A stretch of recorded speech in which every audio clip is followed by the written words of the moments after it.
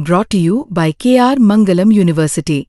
We provide you the platform to turn your dreams into reality. Give wings to your aspirations with KR Mangalam University. 23 मई ये वो तारीख है जिस दिन राजा रघुवंशी और सोनम रघुवंशी लापता हो गए थे। उसके बाद 2 जून को राजा की डेड बॉडी मिल गई थी, लेकिन अभी तक सोनम का कुछ पता नहीं चला है। लेकिन सवाल यहाँ पर खड़ा होता है कि आखिर 23 मई को उस आखिरी वक्त में 1:30-2 बजे के आसपास राजा और सोनम के साथ कौन लोग थे। अगर उनका पता चल जाता है तो यहाँ पर बहुत बड़ा सबूत मिल जाएगा और हो सकता है कि वही लोग जो हो उस वारदात में शामिल हो जो राजा और सोनम के साथ उस दिन घटी है। अब जो ये पूरी डिटेल सामने आ चुकी है कि आखिर 23 मई को उनके साथ कौन लोग थे। पता चला है कि 3 लोग जो है वो राजा और सोनम के साथ थे और वो जो है नोगरियात से मलखियात 3000 स्टेप्स की चढ़ाई एक साथ कर रहे थे। ये 3 लोग पुरुष थे और ये सोनम और राजा के साथ उस दिन मौजूद थे। अब ये किसने बताया है? ये बताया है राजा और सोनम के गाइडर ने। इसका नाम है एल्बर्ट पड़े और इस गाइडर ने 22 मई की शाम को जब मलखियात से नोगरियात जब ये नीचे उतर रहे थे राजा और सोनम तो उनकी हेल्प की थी। लेकिन राजा और सोनम ने इस गाइडर से 23 मई की हेल्प लेने के लिए मना कर दिया था। कहा था कि हम खुद मैनेज कर लेंगे और इसी गाइडर ने जो है उन 3 लोगों को देखा था। इसने बताया कि जो वे 3 लोग थे, तीनों पुरुष थे और वे राजा से हिंदी में बात कर रहे थे। सोनम थोड़ा पीछे चल रही थी। वे क्या बात कर रहे थे ये मुझे मालूम नहीं है क्योंकि मुझे हिंदी आती नहीं है। लेकिन वे 3 लोग अनजान थे और उनको मैंने 23 मई को करीब 10 बजे, सुबह के 10 बजे राजा और सोनम के साथ देखा है। अब यहाँ पर इन तीनों लोगों के साथ पूछताछ करनी चाहिए कि ये 3 लोग हैं कौन, इनका पता लगाना चाहिए और हो सकता है यही राजा और सोनम के साथ वारदात में शामिल हो। अब जो हम आपको मेघालय में शिलोंग से लेकर और 23 मई तक राजा और सोनम किन किन लोगों से मिले, क्या क्या कुछ हुआ, उसकी पूरी टाइमलाइन सामने आ चुकी है और हम आपको अब एक एक करके बताने वाले हैं। तो 21 मई को शाम के करीब 6 बजे जो है वो राजा और सोनम एक शिलोंग के बालाजी गेस्ट हाउस होता है वहाँ पर चेक इन करते हैं और उसके बाद जो है पूरी रात वहीं रुकते हैं। इसके बाद 22 मई को सुबह जो है वो शिलोंग के किटिंग रोड पर जाते हैं, वहाँ से एक स्कूटी हायर करते हैं और फिर वापस बालाजी गेस्ट हाउस पर आ जाते हैं।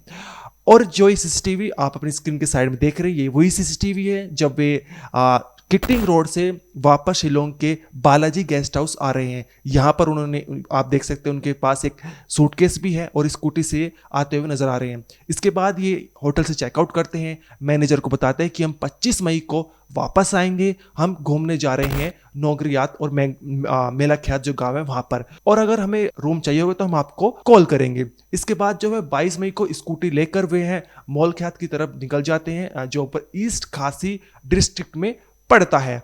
अब यहाँ से जब ये मौलख्यात गांव पहुँचते हैं तो नीचे जब एक इलाका होता है जिसका नाम है नोगरियात, इन्हें वहाँ 22 मई की रात को रुकना था, लेकिन वो नीचे था तो इसके लिए इन्हें गाइड लेना था और इन्होंने हायर किया था एल्बर्ट पड़े को। उसने ही मौलख्यात से जो नोगरियात है वहाँ तक पहुँचाया था।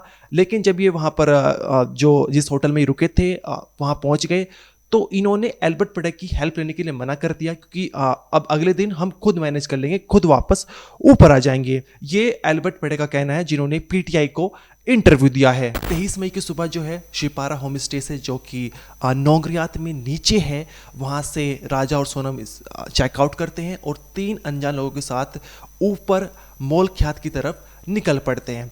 अब सुबह करीब 10 बजे जो कि एल्बर्ट पड़े है वो गाइडर है वो मौलख्यात से ऊपर से नीचे आ रहा था नोगरियात की तरफ और राजा सोनम और 3 अनजान लोगों के साथ नोगरियात से मौलख्यात की तरफ जा रहे थे। तो यहीं पर बीच में जो है ये एल्बर्ट पड़े राजा और सोनम को सुबह करीब 10 बजे देखता है 3 अनजान लोगों के साथ और ये जो पूरी बातचीत है वो पुलिस को भी बताता है। ये बताता है कि इन्होंने एक दूसरा गाइडर हायर कर लिया था जिसका नाम था भवा वंसई। ये इस गाइडर का एल्बर्ट पड़े ने नाम लिया है कि इन्होंने 23 मई को इस गाइडर को हायर किया था। अब इसके बाद क्या होता है ये एल्बर्ट पड़े को जानकारी नहीं है, लेकिन एल्बर्ट पड़े ने एक और इंफॉर्मेशन दी है कि जब ये वापस शाम के वक्त में मौलख्यात पहुंचा था और जहां पर स्कूटी लगी हुई थी पार्किंग में, वहां पर स्कूटी होती नहीं है। ये स्कूटी लगभग 20-22 किलोमीटर दूर सोहीराम पहुंच जाती है। अब ये कैसे पहुंची है, ये एक बहुत बड़ा सवाल है। अब 23 मई को 23 मई को ये लापता हो जाते हैं। 2-2:30 बजे के आसपास इनके साथ वारदात घटती है। लेकिन 24 मई को जो सोहराम जो गांव है वहाँ के जो प्रधान होते हैं वो स्कूटी का अंजाम देखते हैं, पुलिस को इन्फॉर्मेशन देते हैं। पुलिस जो है इस स्कूटी की तलाश करती है, आप छानबीन करती तो पता चलता है कि शिलोंग के किटिंग रोड से इस स्कूटी को राजा और सोनम ने हायर किया था, किराए पर लिया था। इसके बाद जो है 25-26 मई को पूरी तरह छानबीन किया जाता है अलग अलग जगहों पर, और तब से ही जो सर्च ऑपरेशन चल रहा था, जिसके बाद 2 जून को जाकर जो है राजा की डेड बॉडी एक पहाड़ियों में खाई में जाकर मिलती है। और ये भी जहाँ पर स्कूटी थी उससे भी बहुत ज़्यादा दूर है। तो यहीं पर सवाल खड़ा होता है, स्कूटी इतनी दूर कैसे पहुंच गई, उस स्कूटी में चाबी लगी हुई थी, ये एक बहुत बड़ा सवाल है। तो इसका मतलब ज़रूर किसी न किसी ने जो है वो वारदात को अंजाम दिया है और राजा और सोनम के साथ एक बहुत खतरनाक खेल खेला गया है। अब इसके बाद जो है सोनम के जो भाई है गोविंद, वो सीबीआई की जांच कर रहे हैं, जांच की मांग कर रहे हैं, कह रहे कि इस केस में सीबीआई को जल्द से जल्द इस जांच को सौंप देना चाहिए, क्योंकि उनका कहना है कि मेघालय पुलिस जो है वो सोनम की डेड बॉडी ढूंढने में लगी है। लेकिन सोनम की डेड बॉडी होती तो शायद अब तक मिल जाती। हो सकता है कि सोनम को किडनैप कर लिया गया हो और कहीं दूसरी जगह वो भेज दिया गया हो। तो इस डेड बॉडी ढूंढने की बजाय पुलिस को सोनम को जिंदा ढूंढना चाहिए और दूसरे इलाकों में भी फाइंड आउट करने चाहिए। हो सकता है कि सोनम कहीं और हो।